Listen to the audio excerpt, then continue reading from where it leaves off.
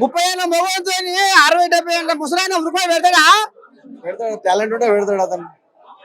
ఇది కట్టిదే, ఇది చిన్నసాన ఏం కాదు.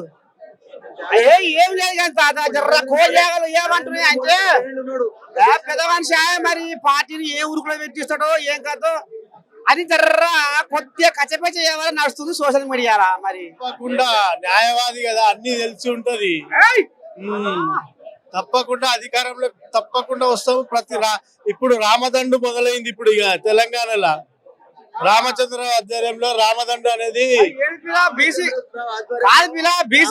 బీసీలకు పెద్దపీట ఆగింది.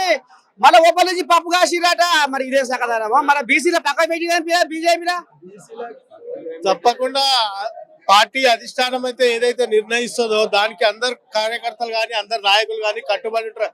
అది ఓన్లీ బీజేపీలోనే సాధ్యం, వేరే పార్టీలో అది సాధ్యం కాదు. అది తెలుసు అందరికి, పబ్లిక్ కూడా.